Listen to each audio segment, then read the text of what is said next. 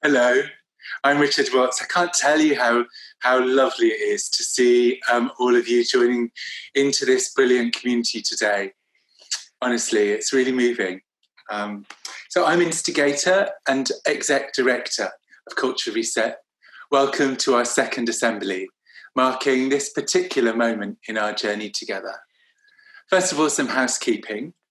Please keep yourself muted unless called for to speak, and begin speaking by stating your name. Can you make sure your Zoom name reads as your full name to support our interpreters when they're acknowledging who's speaking? We'd like to welcome our BSL interpreters, Kim Wire and Tracy Tyre, and our captioner today. We recommend that you use the speaker view in order to make the most of our great contributors today. But don't make sure that at some point you take a look at the lovely faces of everyone across this Zoom meeting by clicking on Gallery View.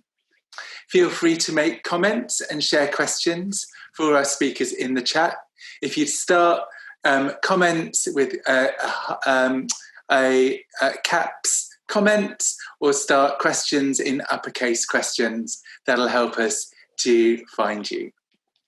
So if you're just coming out of your month-long intensive, we know that you'll want to connect more widely across the full cohort now, explore some cross-cutting themes and continue your work on your questions. And if you're in the first cohort, you'll have many threads still to explore and develop. Of course, you're already working to reset culture before you joined each other on Culture Reset, and we'll all be continuing to do this work beyond today. But we know that Culture Reset has, at its simplest, been a catalyst, an accelerator of deep thinking and positive action. And if the programme's to honour those commitments, intentions and creative ambitions, then we will together be figuring out how to support, champion and fuel the breakthroughs that will follow.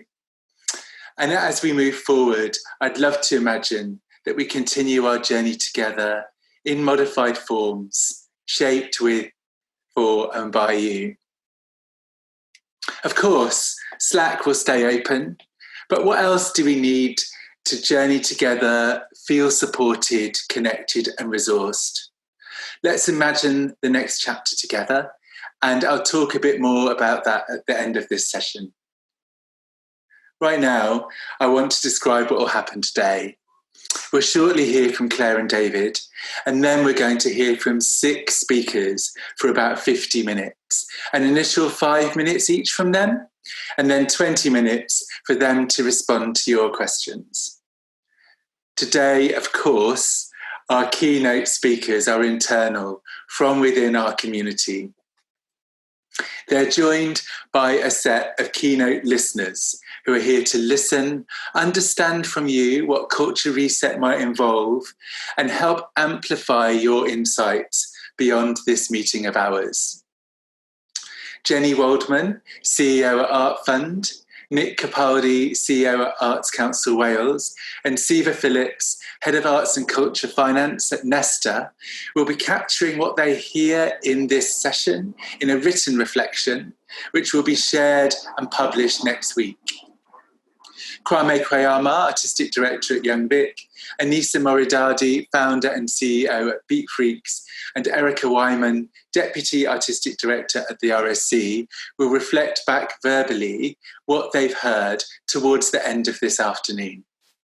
But now it's time to hear from Claire and David.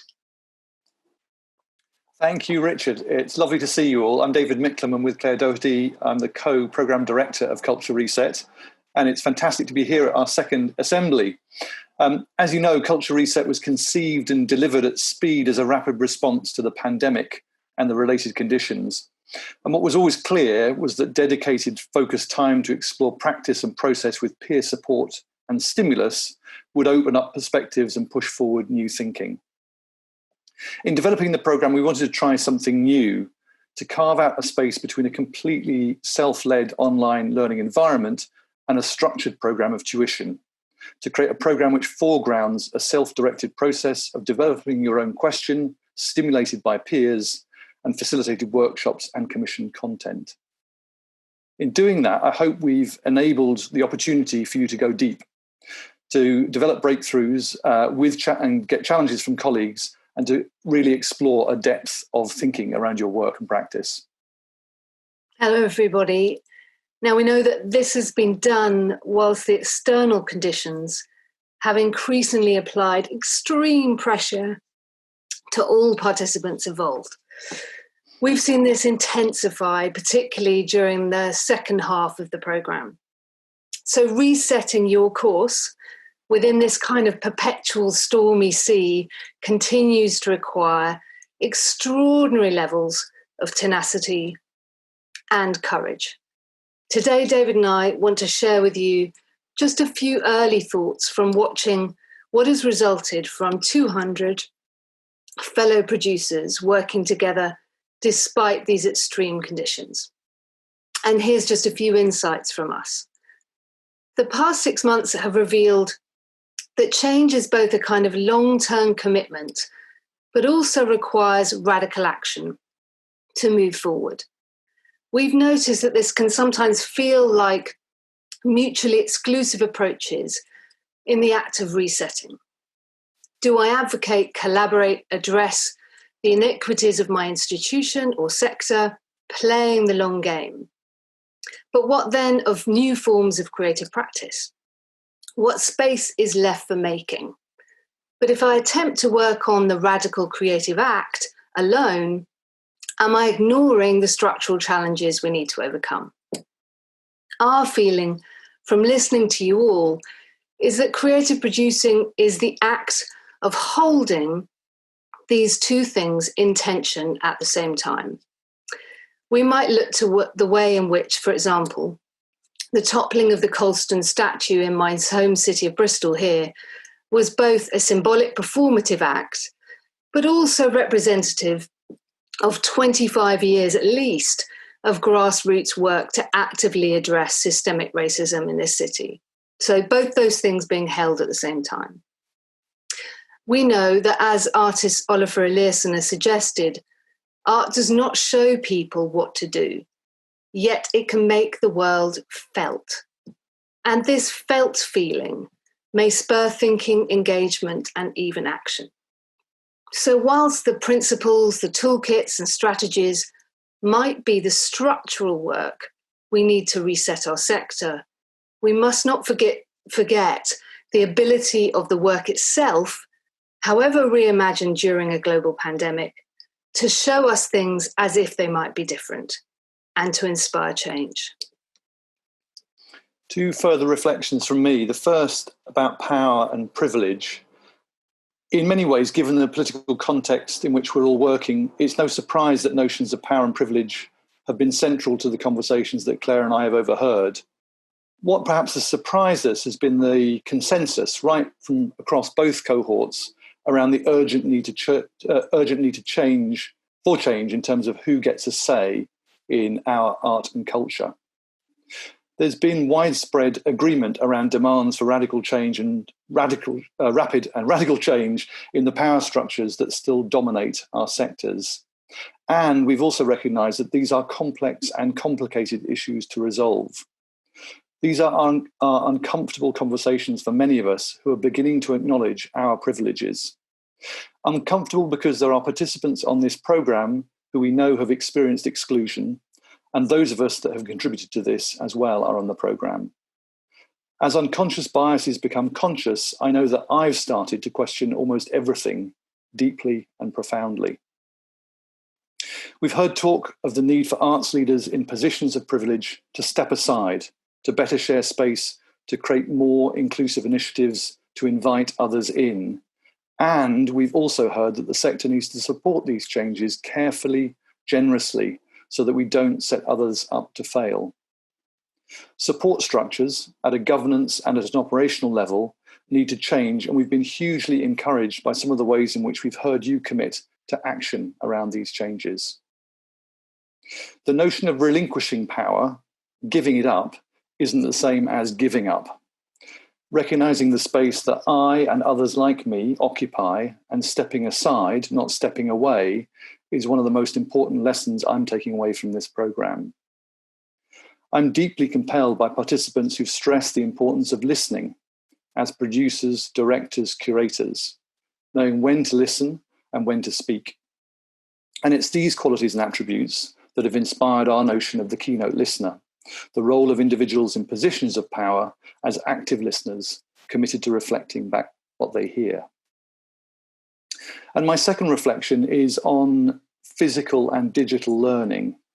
One of the challenges of lockdown has been how to amplify our creative selves when our principal connections are online, like this. So how do we have better ideas on Zoom?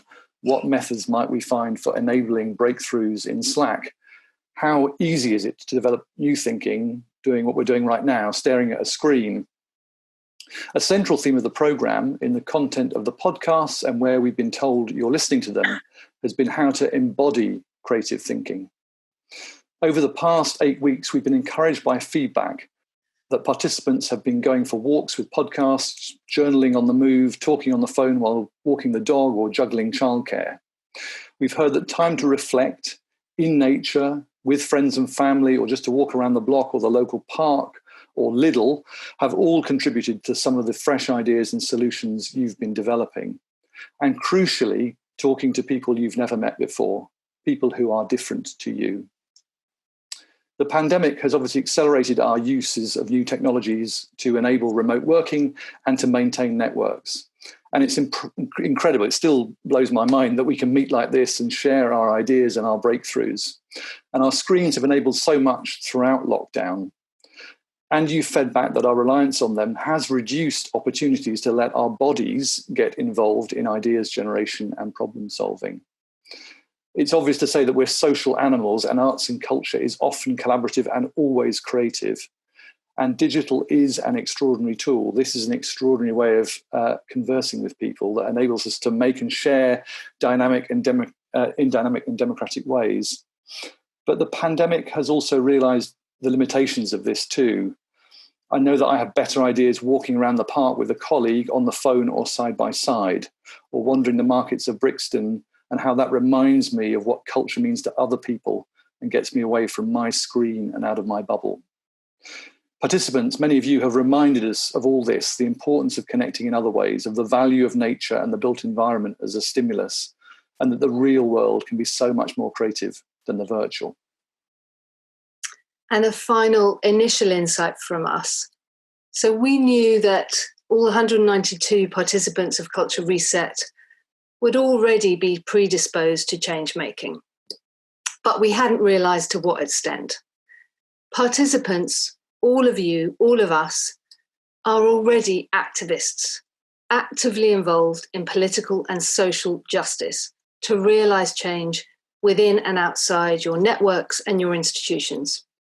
The civic role of arts and culture, advanced and championed by the Gulbenkian Foundation, is embedded deeper and transforming creative producing far more than we might have expected or known.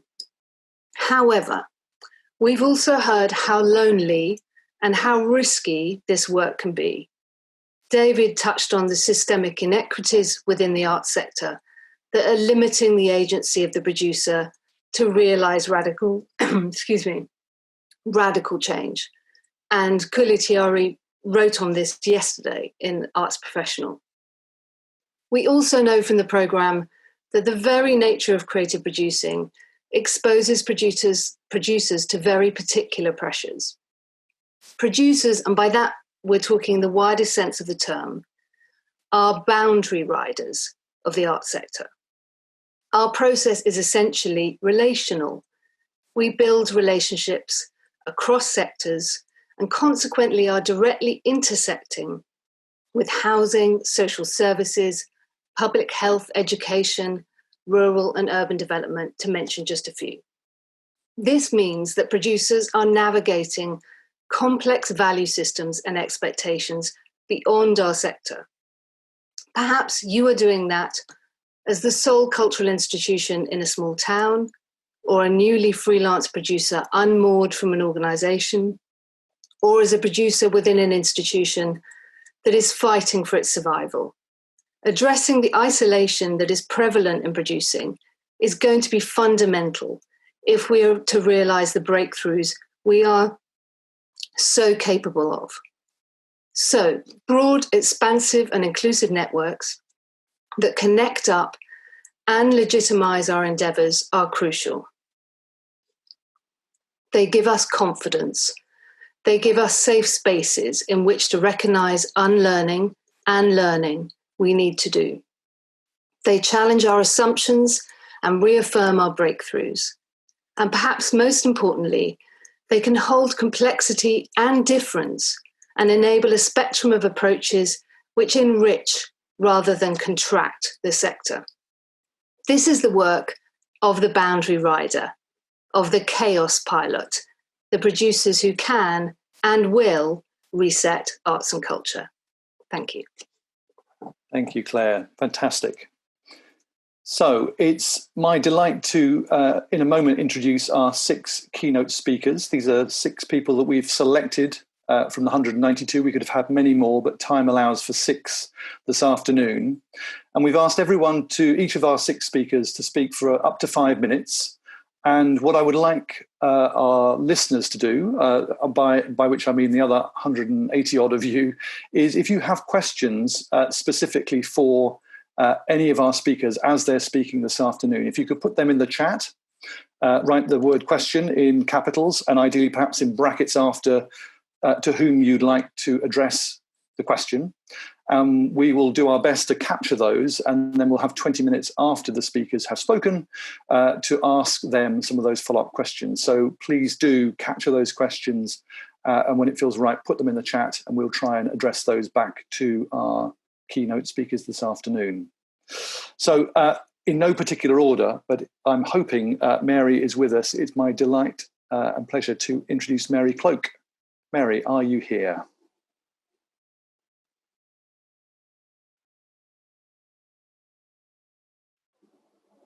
Hello, Mary. Hello, can you hear me? There's Mary. Hello, hello, yes, can you hear me? I can hear you. You're quiet, Yes, but you're there. Sorry, yes. Mary, hi. Thank you. Hi. Okay, so thank you. I'm delighted to be part of Culture Reset, and I think it's an amazing opportunity I've found not to waste this urgent moment. So the programme has really got me thinking about how to shift our working culture at Blue Coat and further afield in Liverpool. Sorry, could I have the first slide, please?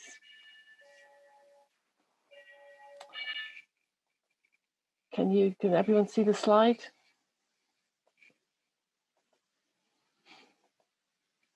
Great. So as you can see, it's a long-established arts organisation, and so change in such institutions is sometimes difficult. So I'm going to share at this point a very personal response and early thinking about what conditions would need to be in place to expedite the process of change at a place like Blue Coat at this time. These are my very early thoughts. I have to say at the outset, ruminations really, and ideas that are emerging. Zara, could I have the next slide, please? And anyone who's familiar with the story of Superman knows that the humble and bespectacled Clark Kent enters the phone box or another tight spot or cupboard, and it's Superman that comes out. Well, I'm considering Culture Reset to be the phone box, and I am in there in the midst of changing into my superhero costume. So please forgive the tentative and sometimes exploratory nature of these remarks I'm going to make. So, like Claire and David both, my early impressions from Culture Reset and the wonderful cohort that I was lucky to be part of with Judith's first cohort of people was that I was really taken aback by the widely held consensus about the need for change, and even about the consensus of what that change needs to be. I don't need to rehearse here because it's been done very well elsewhere what the environment for change has been. It's all been well rehearsed, but I think with all the issues that are facing both the arts sector and the world, there's an express need by all of us in the arts to have agency in this environment and to address both the problems themselves in the world, in society, but also to ensure that the world of the arts isn't part of the problem, but is part of the solution. And that was a real revelation for me, the level of consensus. Also, broadly defined, I was surprised that there was a clear consensus about what change exactly is needed. And I think it's very clear that it's about that shift in who curates, who gets to make artistic decisions, who has the control of the resources to shape the cultural life of our country. And there's now an urgency about that need to make a shift from the authorial artistic leadership that we've become used to a distributed and diverse and inclusive new form of artistic leadership. So the destination is clear, and I think the central question for the programme for me has been how. How are we going to make 2021 look very different from 2019? How are we going to bring this more distributed model of leadership into existence? I don't think there's a clear path as yet for this process of change, for passing on this baton. Despite that huge consensus, I think it's very challenging about how to make those small steps to make sure that real change is permanent. And I've been given some thought about what the blockages and hurdles what might be, and what the policy responses what are the policy responses that might be needed. I think a major issue is the stretched nature of leaders and teams and organizations when there's so little time for this key task of collective reflection. Zara, could I have the next slide, please? Yes, so I've chosen the image of Doctor Who's TARDIS, which defies the laws of physics to encapsulate eons of space and time in a structure about the same size as Superman's phone box, because I feel that one of the most important interventions that Culture Reset has made, and it just can't be the end of this, is to force us to make time to create and shape our future together. But reflecting in this Culture Reset TARDIS, three ideas have come about ways in which I'm certainly going to try and work towards a solution to leverage the kind of change we need. And the first is the huge potential for new types of fruitful and mutually beneficial relationships between freelancers, independent artists, creative practitioners on the one hand, and institutions on the other. But that complex and interwoven web of trusting interrelationships and knowledge that we need to make this absolutely sing, and to not have that exclusionary atmosphere that David and Claire both spoke about at the beginning, it's just not there. And during the lockdown, I feel that as organizations, we did not serve the cohort of independents well. So something about making those relationships a priority and making them work. The second, and I find myself very guilty of this as an issue, is tendency, I feel, to seize on simple solutions. For example, branded methodologies. If, you know, like this methodology is amazing, if only we could encourage more organizations to, for example, co-commission, or if we could see more co-creation, it would be easier to create the dialogues we need with communities of place and interest to negotiate a way forward. But it's often a bit more complicated than that. And we need to look more closely, I feel, at the continuum of artistic engagement, from engaged spectator at the one hand to full-blown maker and creative on the other. Simple solutions will not serve us well. And the third area, and this is where I think it's the most important one for me right now, and it's a question I would like to ask the Assembly. It's about the culture of the arts community and arts organisations. It's a question really, are we part of an individualist culture, having a need to stand out, to be seen, to be a hero? Do we describe what we have to do in terms of a solitary hero, in terms of the hero's journey? And Claire, even I think your comment about the chaos pilot, I feel this idea of somebody who's leading, who's out there in front, I think that's something that's going to hold us back. And I just really would welcome other people's views on this, and if there's an agreement of how we might address it. I think it's difficult. Hierarchies of heroes have been embedded in our institutions since their foundation. Changing the cultural leadership we have will take time if it is to be done thoroughly. And if we are to change the culture of our artistic direction, the decision-making systems that we have, I think we're going to need to look very carefully at whether we have this culture of the individual within our ways of working. What we do need is creative and lateral thinking, as opposed to the hierarchical thinking that comes from the cult of the hero. And next slide, please, Zara. And I think there are other models. We have distributed leadership, often identified with women. And next slide, please, Zara. And then we've got extremely inclusive leadership. This is an image of Jade Montserrat's work.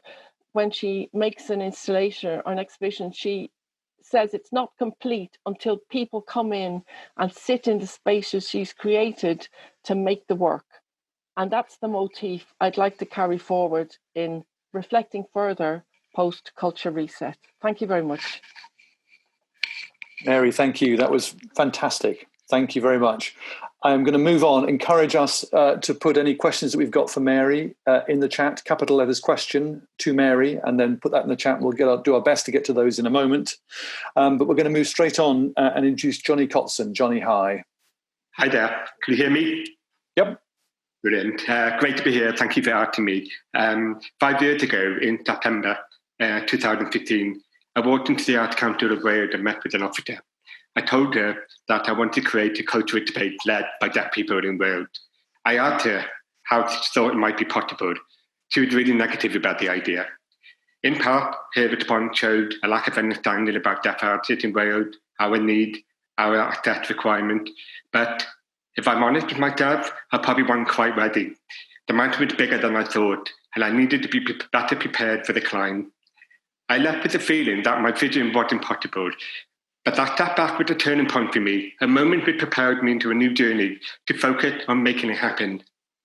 So I learned sign language, something I've never done before, despite being profoundly deaf in birth. I spoke to a lot of people in the art sector.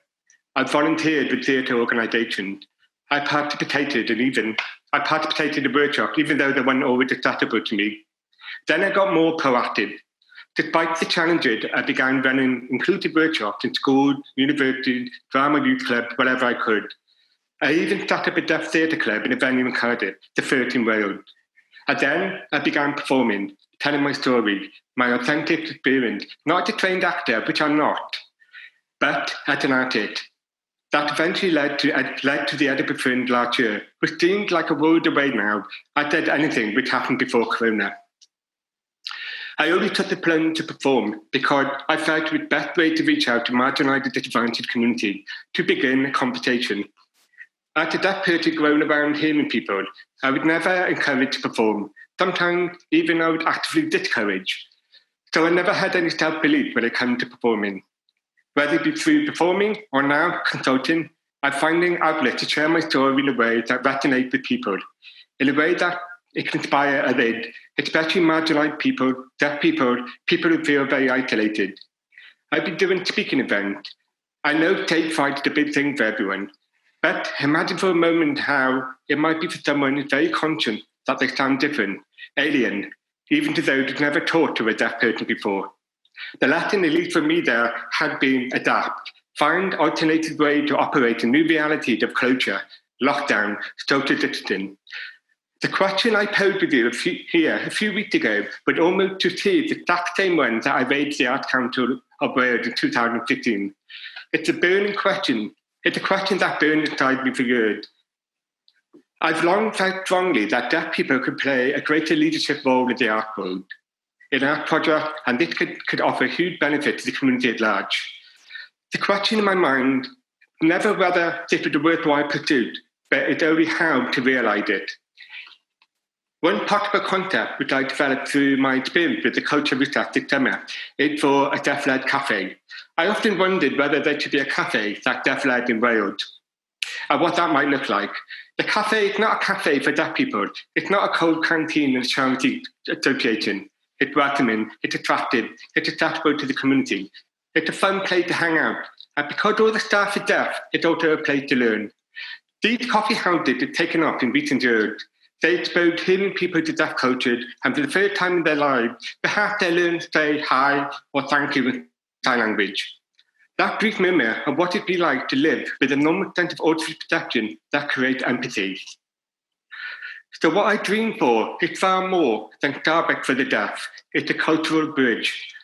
There's an old Welsh proverb which said, "Afo ben bid bond." It means he who should be a leader, be a bridge. Disrupting the social divide between hearing and deaf people is the mission. And making this happen in Wales, the place of my birth, would be my dream come true. The Welsh Government is committed, in principle, to a more equal Wales, a Wales of vibrant culture and opportunity for all. It was among the first, I think, even the very first, to introduce legalisation of well-being. One step towards getting there would to create a cultural hub of the kind that I described, full of cross-community interaction, burst with artistic innovation, humming with spirituality.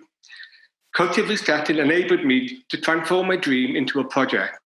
Now, with clearer objective in mind, investigating deaf art, creating a forum for artists that include and support deaf artists.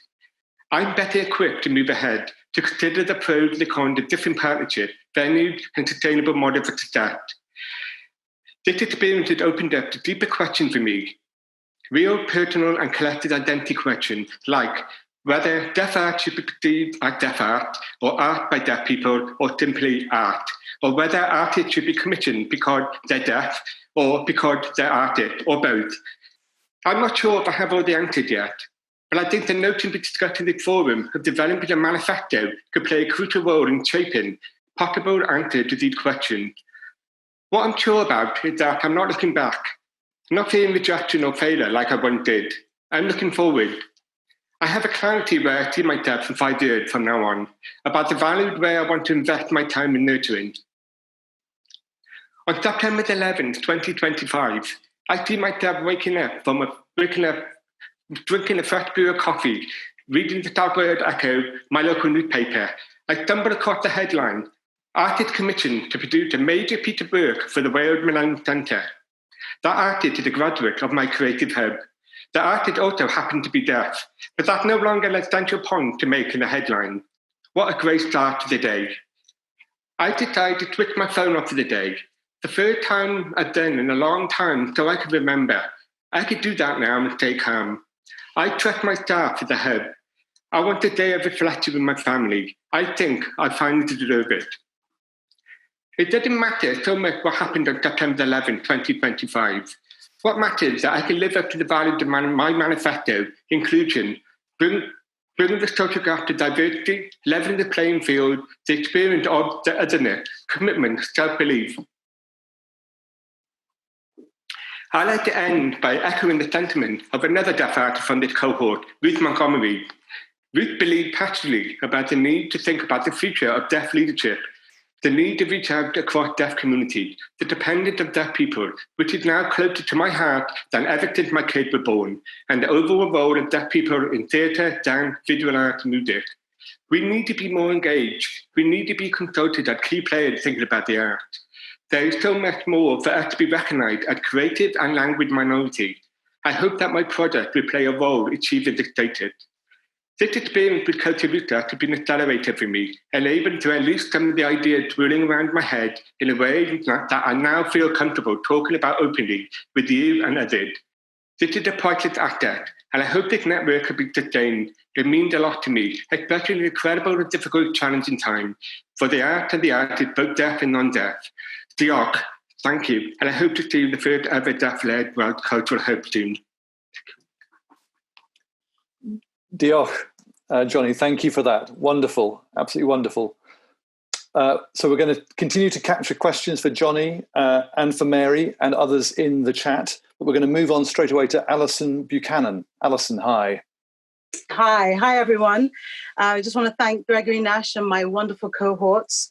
So I am the artistic director of Pegasus Opera Company. I started Culture Reset feeling like a fish out of water, berating myself for what I saw as my inability to speak like the others or think like the others. But then I had this big aha moment. And I realized I don't have to speak or think like anybody else. In fact, people need to think and talk a little bit more like me. You see, when it comes to diversity, which you all spend a lot of time talking about, I am it. As an opera singer, I have spent my working life trying to get a seat at the table. I have been on that table a few times, but mostly just for takeaway. We don't have the luxury of waiting for a random invitations to partake. So we at Pegasus create our own table. And like every Black family I know, we have overcooked. So now we have room for others to come. And some of them are bringing their own food. Once I had that realization, I was emboldened and felt empowered, like I had found and put on my superhero cape. For Culture Reset, we were set a task of finding our question. But at Pegasus Opera, we have been actively answering the questions and are about creating tangible change. Here are some of the things that we have been doing since the pandemic. We started a mentorship scheme where Black opera singers of varying levels receive a bursary to be mentored by experienced Black opera professionals. They'll have a session with an agent and a group session with Sir Willard White. They will get vocal coachings, lessons, career advice, and can have candid conversations with their mentor about the business.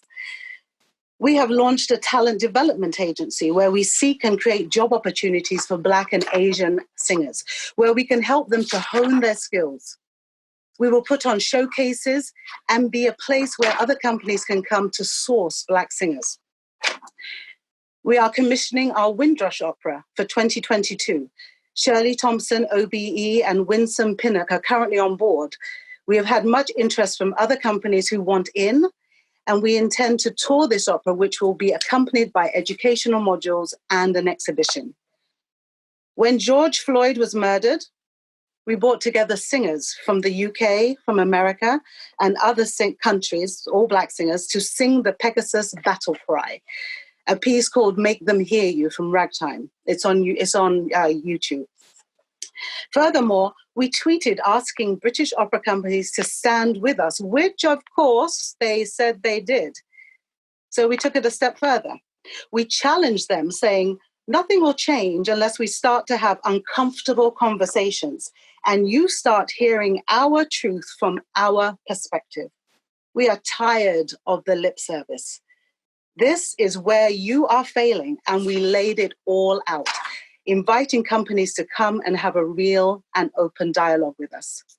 As a consequence, we have been having amazing conversations with companies such as Glyndebourne, Royal Opera House, Neville Holt, and we are busy creating partnerships, developing practical and tangible ways that they can help our artists. On a side note, the conversations I have been having since I put on my superhero cape are very different to the ones I had at the beginning of Culture Reset, because I no longer feel the need to posture and try to measure what I say for other people's comfort. That is so liberating. I have a question for you. When Black Lives Matter stops trending, what will you do? Will you still want to talk about change? Will you still care? Then there's Rule Britannia, or there's the Rule Britannia debate, which I have sung Rule Britannia many times in proms around the country. I dislike that slave line, but not enough to not sing it and forfeit my fee. Oftentimes, I just pretend to sing it and wave my flag more furiously. So I decided that Pegasus should have an artistic response to this debate. I'm going to put on one of my Union Jack gowns, sing Rule Britannia, and then we'll create a mashup and a reimagined version. I have even written my first rap. We will involve grime artists and invite other people to reimagine with us. Lastly, I hate that BAME word and refuse to put in a box that is convenient for white people and whatever agenda. So Pegasus Opera will no longer use that term. and we are now deciding what we want to use instead. At Pegasus Opera, we nurture, advocate, and agitate. I find the establishments spend too much time pontificating, data collecting, and theorizing. One of my team found an article written 16 years ago where I spoke about my various frustrations being a Black opera singer in England. The same frustrations the new generations face today. As a child, I would come up with elaborate ways to get out of homework and chores. My mother would say, "Stop talking and get on with it." So I will end by thanking Culture Reset for giving me the space to find my superhero cape. And with urging you to stop talking, get on with it. Invite more varied people to your big table. And if you want to come and share the food on our table, you are more than welcome, but we are the main dish. Thank you. Fantastic, Alison. That is terrific. I love the superhero outfit. I love stop talking and get on with it. We're just going to have a 10-second pause while we switch our BSL interpreters. Alison, thank you. That was great. That was terrific. We're going to move on now. Alison, I'm going to ask you to mute, thank you. And we're going to move on to Lucy Davis. And Lucy, hi. Hello, people. Can you hear me? Alison, that was amazing. Johnny and Mary too. And thank you, David and Claire and everyone who's put Culture Reset together. And thank you to Michelle for such gifted guiding of our group. And hello, listening friends. The group I was in had thinkers way more astute and radical and thoughtful and imaginative than I am. It was a really incredible group of people. But I have agreed to occupy this spot because Claire invited me to reflect on how you drive change from within an institution. I'm the executive producer at the Royal Court Theatre. I've spent most of my career within institutions. So I'm not speaking for my group, but my reflections here are massively enriched by them. And that fact that I am enriched by them is central to what I would like to say. We are an ecology. We make each other better. We advance when we all advance. So we're in phase 4 of the roadmap to reopening, so we can open our doors and we can make work, but we cannot operate as we used to. The great Bill Mitchell would say that we are in a liminal space, a space between states, the time between what was and the next. But instead of willing on phase 5 for full houses and for work as we know it to resume, this liminal space is a critical gift. Now, when the conditions are so impossible, is exactly when we can do the radical work. As Bolahan put it in our group, this is an opportunity for deliberate and intentional change, not just survival. As part of the fieldwork for my question, I talked to an architect and she said, social science, not just science, will determine our future. What will human beings insist upon? She asked. What will we insist upon? Now, those of us in institutions can often feel pretty beleaguered when we feel everyone insisting things of us.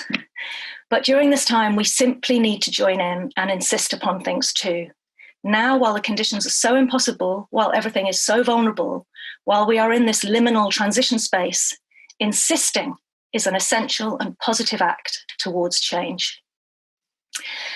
In 5 minutes, how can I capture all of my thinking about radical institutional change? So for today, I just want to talk about cultural ecosystems, guided by Gloria Steinem. We advance when we all advance. My Culture Reset question was about cultural ecologies. I'm interested in the idea of the 15-minute city and how culture is found and contributes to this model for sustainable, equitable towns, cities, and nations. I'm interested in how very different cultural things in a town or a city or a nation connect with each other and how we can connect better.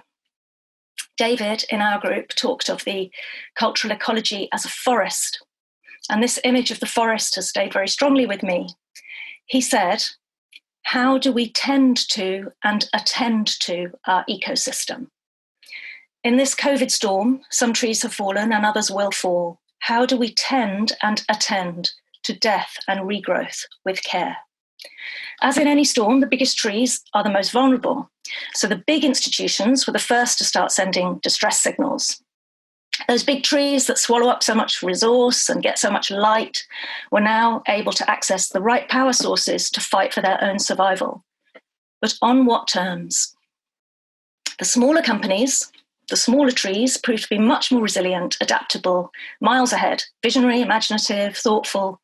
These are the habitats in our ecosystem where exceptional practice, deep cultivation of artists, and genuine social change happens and has continued to happen.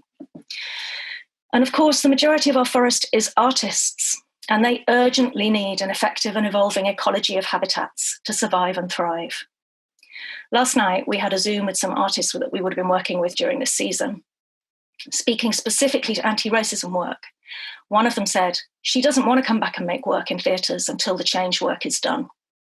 Another said, I don't want to go back and sit in a seat and pretend nothing happened. We have to fix our habitats. We in institutions must spend this liminal time walking in the forest, understanding and valuing the context we sit within and the habitats we must offer, finding the conceptual and organisational relationships between us all, tending and attending. Because this cultural ecology, this forest, is our nation's, all the four nations, common land. Richard Horton, editor of The Lancet, said about COVID, I'm quoting him, the idea of progress will be redefined. Reversal is a permanent possibility. Societies have underestimated the importance of social capital as a counter-cyclical stabiliser. Our ecosystem, our cultural ecosystem, and the social capital it holds is going to be critical as a counter-cyclical stabiliser in the months and years ahead. When jobs are lost, high streets are decimated, and social injustice is exacerbated, we can and must counter the economic upheaval with our collective social capital. We have to function like an interconnected and interdependent forest. We have to be available to everybody as their common land. Thank you. Lucy, thank you. That was wonderful. Gloria Steinman, the late, great Bill Mitchell, thank you so much. It's really wonderful. I'm sure there are lots of comments in the chat. I'm sure there'll be questions too, but I'm going to continue to move us on. I'm sorry to do this at such pace. There's so much richness in all of your contributions. Alexa Ledecky is next. Alexa, hi. Hi. Thanks to everyone who's spoken so far and everyone who's here. My name is Alexa. For those who may not see me, I'm a 25-year-old white woman. I have short brown tufty hair and I'm wearing a black t-shirt, which I bought in the men's section. I'm excited to be here with everyone. I'm going to make 5 main points today, and it might be a little bit intense, but that's what I'm here for. My first point is it's all connected. Our planet's health, our physical health, our mental health, our community's health. And when I say our, I want to include everybody, and particularly Black, Asian, Latinx, and people of colour, and disabled people whose voices we really need to amplify. We need to weave it all together and act on all fronts and ignore that there's no capacity and there's no time rhetoric. There's no racial justice, climate justice, disability justice, or dismantling the patriarchy without social justice. We need to acknowledge this and connect these priorities into intersectional, unified plans of actions for the arts. We need to do it step by step, but keep it all on the agenda all the time. My second point is young people to the front, please. When I say this, I really don't mean it in an ageist way. People who were born before me have taught me so much and blown my mind with their resilience and their wisdom throughout my life, both on a professional and a personal level. What I want to say is we're here. We also know how to lead, and we know how to create, and we respect you. Trust us and give us some power as well. Look into upskilling us if you hire us. Consider flat or flatter rates across your team. Recommend and share young professionals across your network. If you do some classic cultural sector name dropping, name drop young people's names. Nina Simons wrote, find the leader for this moment and the future you want to build. The leader for what you need, not the patterns you're familiar with. My third point, digital isn't the full answer. Digital is exclusive. So many people don't have access to it for so many different reasons, and these people are the people we really need to reach out to. We need to make things happen offline. Find ways to meet in real life, safely, for everybody. Put on small outdoors workshops or shows or exhibitions. Send packages out to homes. We're all screen exhausted and we need tangible things. Maybe choose to reach less people with your digital art, but instead reach them better with something new and different. Serve communities by repurposing your venue or your building. Open it up for people to come have cups of teas, or, I don't know, organise some community action. Be human and connect as individual beings. My fourth point is the good and the bad.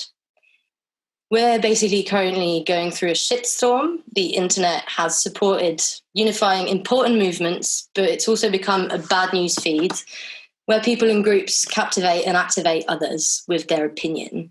There's little space for sharing and respectful exchange. So what new, safe, productive spaces can we create for people to reflect together and bring their differences together? This will be the good and the bad.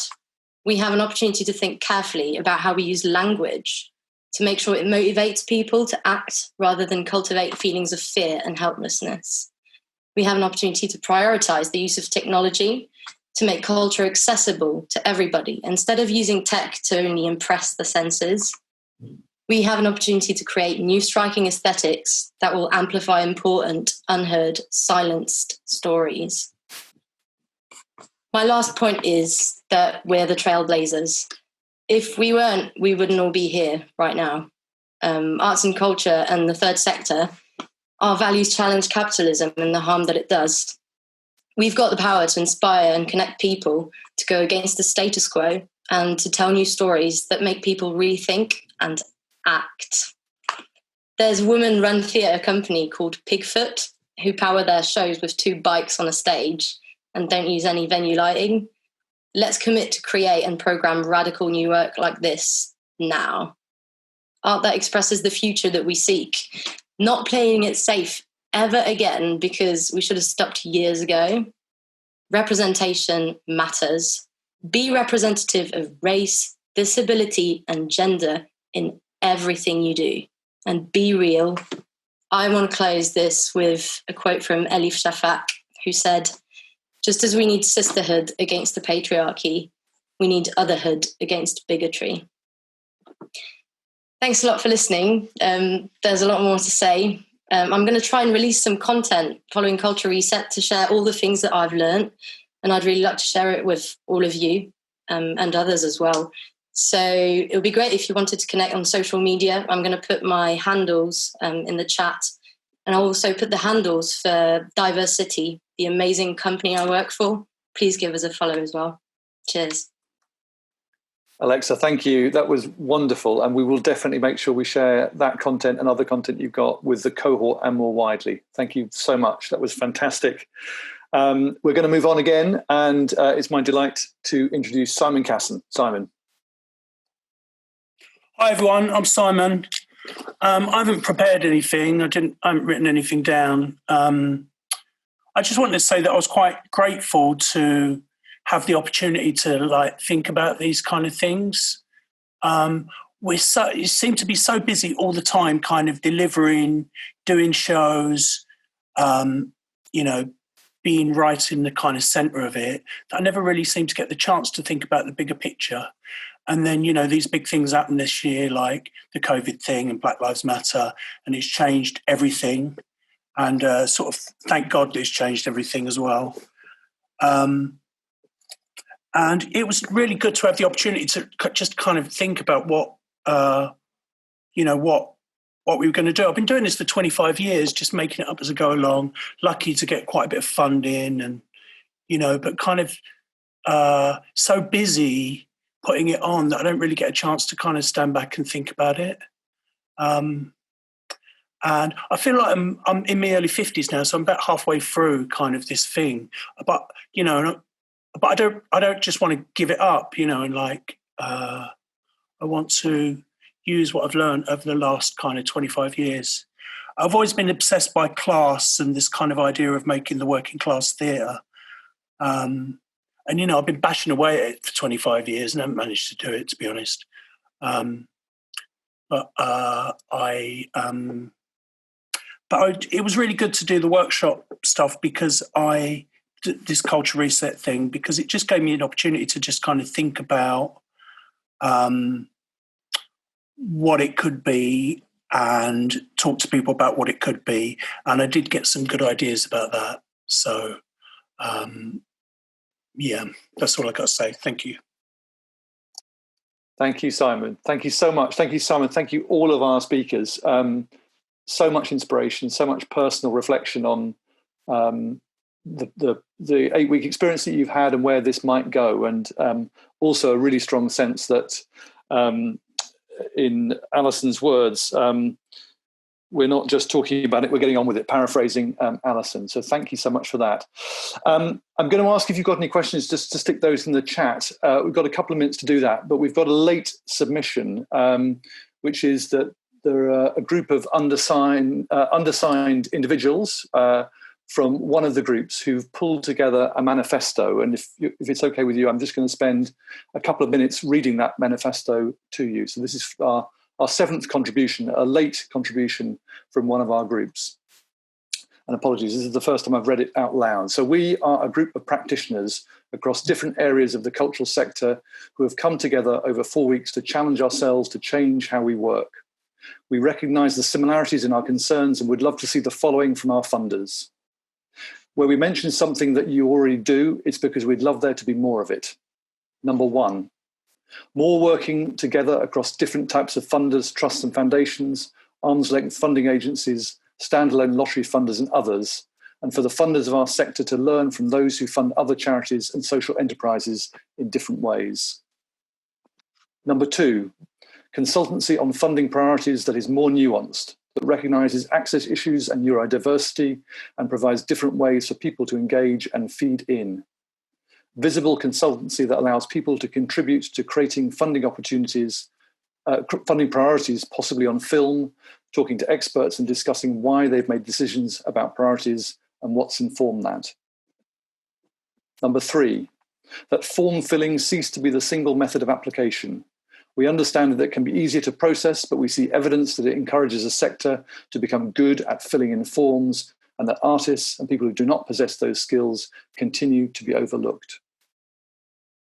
Number 4, that you understand trickle-down funding has resulted in a sector full of precarious workers and precarious organisations, and commit to change that recognises the value of freelancers and put forward genuinely different ways of circulating resources that sees a larger proportion going to artists and those who fill the buildings with creativity than those who manage it.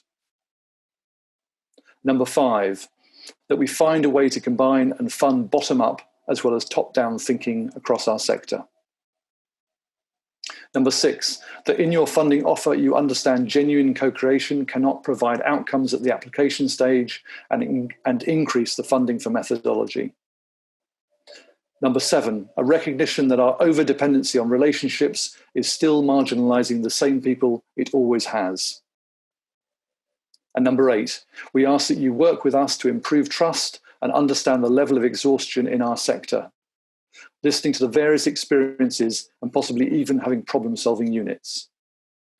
The letter concludes, we write the above in the full knowledge that the future may have less resources because we believe that this increases, not lessens, the urgency to ensure that COVID-19 does not embed and prolong the existing inequalities that continue to plague our sector. So thank you for that late submission from one of our groups, and we'll make that available for you all to see later. We'll publish that on the website. I'm seeing from the chat that lots of agreement, lots of comments and reflections. I'm also very aware that we're planning to finish our assembly this afternoon at 3:00. And so I think, given we don't have specific questions for our speakers, I'm going to turn to Richard, who is going to ask our keynote listeners for some of their responses. Richard. Thank you very much indeed, David. It's my complete pleasure to be inviting 3 of our keynote listeners to play back some of what they've heard in this session today, and to enable us to hear what's been heard. We've also asked them to amplify what they hear beyond this room, across the sector and in the other rooms that they might be able to amplify messages in. So first of all, it's my great pleasure to invite Kwame Kweyama, Artistic Director at the Young Vic, to share some reflections on the conversation he's heard today. Kwame. Thank you so much. I'm really upset that you made me go first.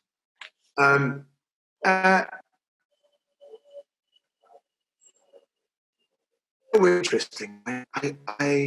It's the Young Vic's 50th birthday today. We've got a big opening and stuff. And I went, and I remember looking at my email after being here from 8 a.m. in the morning going to rehearsals. Like, why did I agree to do this on our birthday in the middle of the? Why did I do this? And now I'm like, oh, I'm so pleased I did. I'm so pleased that I got to hear other voices, other thoughts, other challenges. I've taken notes, of course, and forgive me for looking at them. It is notes and as opposed to Twitter. But I want to reflect on the whole. I have gotten from this conversation how agitated we are as a sector. And I use the word agitated. Agitated is quite, it's not a smooth word. When you're agitated, there is your body responses are not coordinated. It's not smooth. It's rough and it's not in control. It has spasms, and I think our agitation has long been in existence before COVID. Our discomfort at our relationship with capitalism has long been something that we've tried to look away from or speak about in dinner parties, but know that we have to suck at the tit of capitalism and philanthropy and box ticking. We know that we have to do that in order to exist in this sphere. So I love right at the top when I heard the chaos pilots, because we, particularly I would say, those of my generation, we perceive ourselves to be the chaos pilots. And then, of course, our kids grow up and say, you're not chaotic at all, you're really ordered, and we're going to change it around, and we're the chaos pilots. And you start listening to younger people, and I loved the speaker who was speaking about make sure you include, when you're talking about the great ones, make sure you include the young people. Make sure you advocate on our behalf. But I find myself concerned about our advocacy. I loved when one of our speakers from Pegasus said, what happens when Black Lives Matter stops trending? I've not been that articulate. Many of us think about it as a moment. It need it to be a movement, a perpetual movement. White peers will eventually fade. They'll get bored and they'll move on. And they'll continue to use BAME or diversity as a cover to excuse the anti-Black systemic racism that happens within our community. When I think about disability and intersectionality, I could put that all into one Black person. We often separate and we go, oh, there's the disabled, and then there's the Black, and then there's gender politics, as if there are no disabilities within the Black community, as if there is no gender within the Black community. But what we have as a system is we have a systemic anti-Black racism that we are afraid to negotiate with. And I loved that Pegasus was talking about how to make steps towards dealing with those structural inequalities, from talent development to activity, to making sure you take the money when I ask you to sing Royal Britannia. I loved the forest analogy and the liminal space analogy that my colleague Lucy spoke about. And I'll end by saying, everyone has spoken to a different part of my soul today. And I don't know that I can wrap it all up in a really nice bow, except to say that my favorite rap band was called Public Enemy. And they spoke about fighting the power. And I remember the first time I heard an album, when I heard a track and it said, Elvis was a hero to most, but he never meant shit to me. He was straight up racist and plain. Motherfuck him and John Wayne. And I was outraged. I went, how can you say that they're going to kill you? Oh my God, how can you talk about it in such bold fashion? And I just want to encourage us to continue when everything stops trending, to be bold, to try and rip this system up as much as possible, to try and shake it up. And I don't mean in a revolutionary way, because revolutions just keep turning, but I'm talking about a sustained and urgent evolution so that it doesn't stop. It just keeps growing. Thank you to all of the speakers who have filled me while I'm starving and waiting for my lunch. Thank you so much, Kwame. That was wonderful. The second keynote listener today is Anissa Moradadi, founder and CEO of Beat Freaks. Anissa, would you like to let us know what you've heard? Yeah, firstly, what I've heard is Kwame's only having lunch at 2:42. What's going on, Kwame? We need to get you. I've had like 5 meals already. So we need to get that dealt with. That's the first thing that I've heard. And also, you complained about going first, but then you dropped Public Enemy. You can't do that to me. We're supposed to be collaborating. Thank you so much, everybody. This has been incredible. From even just those opening moments with the music, I actually felt like we were back together and at an event and about to gather and convene. So yeah, agree with Kwame's point. It's kind of filled my soul, and having some time with some of you as coachees over the last couple of weeks has just been phenomenal. So firstly, thank you everybody for not just turning up and sharing, but also everybody turning up and listening and kind of fully participating. My fingers have been on fire along with my ears, because there's just been so many good quotes, and I'm glad this is being recorded so we can all listen back and get those little nice t-shirt worthy quotes that we can keep.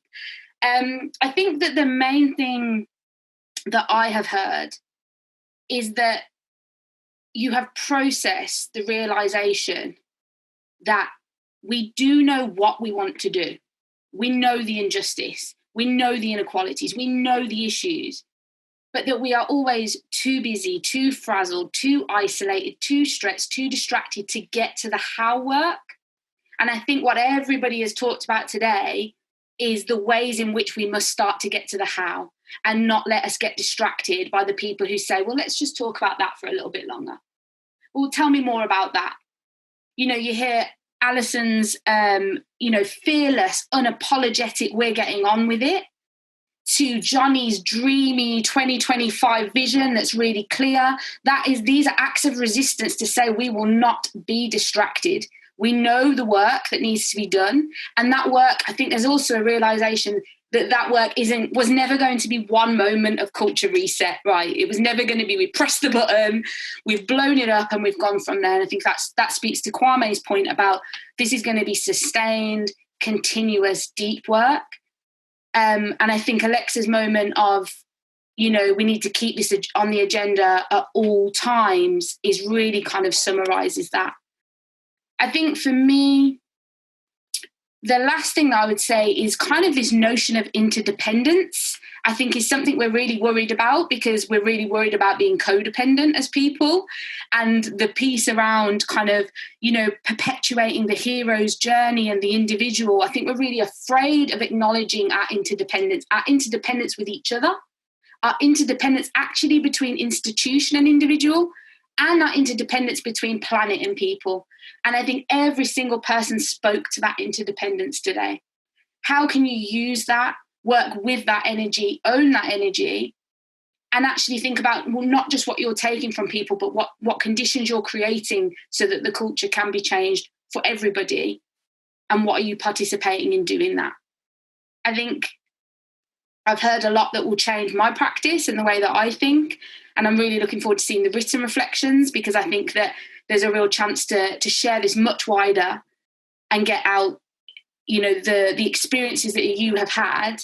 I think will be able to change the minds of a lot of people, the minds and hearts of a lot of people. Thank you. Anissa Moradadi, thank you so much. That was wonderful. Thirdly, Erica Wyman, Deputy Artistic Director at the RSC. Let us know what you've heard during this time together.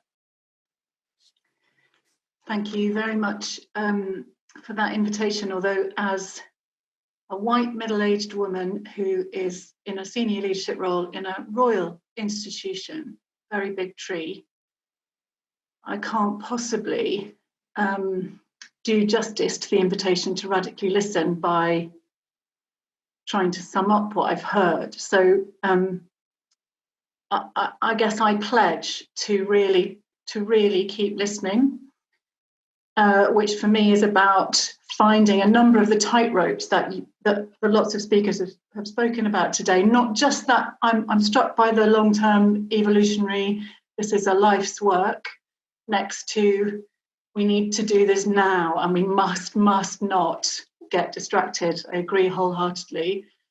But I heard another tightrope, I guess, today about the complexity and the simplicity. I'm so struck by, those tangible change that Alison spoke about and actions we can just take and stop going on about. Pontificating was your word, wasn't it? To just get on with it, to just do it and stop talking about it or saying we're going to reflect on it. And honestly, we are going to, but just to do it. That's very loud and strong. And yet what I hear is that the way that Culture Reset has offered space, and some of you said this, has allowed you to really complexify the thinking in a very, very welcome way. And I would say this, wouldn't I? But I'm so grateful to hear so many of you talk about bridges, leaders as bridges, and that we need bridges right across the sector. I know I'm echoing what Anissa's just said about interconnectedness, but I want to name something that I've heard today about your deep reflections on the relationship between people who are inside institutions and who are outside. I love the deeply respectful and thoughtful way that Lucy articulated that, but I also really heard that from Mary. I heard that from the collective of voices today about how we can find new ways, and are finding maybe today new ways to speak with one another in respectful exchange and really, really hearing what is the challenge. And I hear the possibility of much greater transparency, which feels really exciting. I'm grateful to the formulation that David opened up at the beginning of the afternoon and other people picked up on about giving it up, not giving up. And I'm personally grateful for that, because I think that is a really complicated thing for each of us to navigate, we would really like to get out of the way. But what I have taken from this afternoon, again, in real sort of detail and clarity, is ways in which we can take fresh responsibility, rather than walking away or abandoning the things that we have got wrong or the things that we have not done well enough. I hear the point about loneliness, and it connects to me to exhaustion. And it connects to ideas about leadership not being about heroes. It's never been about heroes for me, and I don't say that in any defensive way, but actually to echo a few speakers, I've been doing this a very long time, and somehow we haven't dismantled the idea that heroes lead us forward. And in my experience, that's never been impressive leadership. It's been the occasional headline, but that's all. And I loved that idea of the goal being not to be a headline anymore. That's really going to stay with me. because that's the same as dismantling that notion of heroics and who gets to be a hero. So that's very loud for me. I guess the last thing I'll say is just that the profundity of the commitment here to art is a relief. It's a relief because, like lots of, I'm sure everybody here spent a lot of time during the crisis talking about structure, talking about money, talking about the structural inequalities. And I guess what I have been given a dose of is that one way back, one way to dismantle them and to keep that flame alive in the long journey of dismantling them is through the work we make. And it's incredibly obvious, but it is a risk, I think, in times of COVID and post-COVID, that we forget the power to express a world we want to see and to really change how people imagine their worlds and themselves, including people of power and privilege who also need examples and story and experiences that shift the way they think about that power and privilege. And there will be real change if we can do that. So thank you so much. It's been an amazing afternoon. Thank you. That's absolutely wonderful. Thank you, Erica. Really appreciate all of our keynote listeners today, Kwame Kweyama, Anissa Moridadi, and Erica Wyman. And I'd just like to note that Jenny Waldman from Art Fund, Nick Capaldi from Arts Council Wales, and Siva Phillips from Nesta have also been our listeners in residence, our keynote listeners today. And they're writing about what they heard today, and we'll be publishing those insights online next week. I'd like to name check Mary, Johnny, Alison, Lucy, Alexa, and Simon too. It's so easy to be overwhelmed by the insights, the energy, the authenticity that you've brought to today's session, and we've seen it, haven't we, in every conversation across the 8 weeks that we've been together. There have been some questions in the chat during this session that we won't get to today, but of course we aren't at the end of our conversation together. We'll be asking each of the participants today to convert that conversation into a blog, if they're happy to, that we'll put on the Culture Reset website. We invite you all to join in doing that too. And we'll make sure that there's opportunities for you to connect and for the answers to your questions to be shared widely through Slack and other channels. So before we close, I wanted to acknowledge the challenges ahead as we seek to keep our focus on the important thinking we've been doing together, even as the realities we're living through are biting even harder. This is a moment of transformation. Remembering Arundhati Roy's insights from April this year that inspired this programme and its design, and I quote, "This moment is a portal, a gateway between one world and the next," and her call that we find a way to, quote, "walk through lightly with little luggage, ready to imagine another world and ready to fight for it." But I think the personal challenge as we seek to make change can be so difficult, perhaps especially if we feel isolated or face the status quo as if it's a wall. And sometimes we're walking into meetings, groups or teams that haven't been on the same journey and whose thinking might be too attached to the past. I suppose I sometimes think of it like a bumpy re-entry, returning to our atmosphere in a capsule of shared experience, but that as we return, we're generating friction, huge heat, violent turbulence and discomfort. We're firmly insisting on our place, changed by experience, but belonging not in the capsule, but on the earth, right? Committed to having an effect, having envisaged another world and our place in bringing it into being. But that's a bumpy process. And at this time, it's amplified, isn't it, by the extraordinary changes that are happening within society, within the sector, within our lives. And we need to draw on each of us to see us through. So how are we going to shape the next chapter? Well, you won't be surprised to hear that we'll do it together, won't we? And let's do it through some well-shaped questions. I'm creating an open topic channel, what else, in Slack today to explore these 3 questions with you.